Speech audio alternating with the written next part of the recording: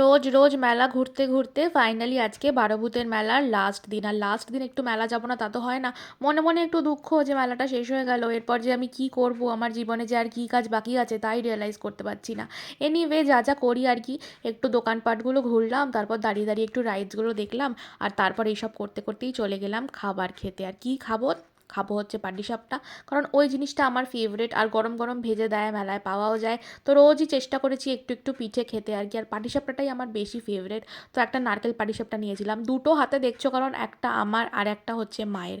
তো আমারটা তো আমি মেলার মধ্যেই দাঁড়িয়ে দাঁড়িয়ে একটুখানি খেয়ে নিচ্ছি, কারণ মেলা থেকে বেরিয়ে আজকে ছিল একটা কাজ, কিছু আর্ট অ্যান্ড ক্রাফট করার জন্য আমার কিছু জিনিস দরকার ছিল, তাই জন্যই গেছিলাম সিলেকশনে। আর এই দোকানটায় মানে মাথা নষ্ট করা কালেকশন, মানে তোমার যদি স্টেশনারি ভালো লাগে তুমি এই দোকানে গিয়ে পাগল হয়ে যাবেই। তো আমিও তাই হয়েছিলাম। আর মা দেখো কাকে নিয়ে অবসেসড। তো আমি সব গুছিয়ে গুছিয়ে সব কিছু কিনলাম, আর তোমাদেরকে অন্য ভ্লগে দেখাবো যে আমি আজকে কী কী কিনেছি।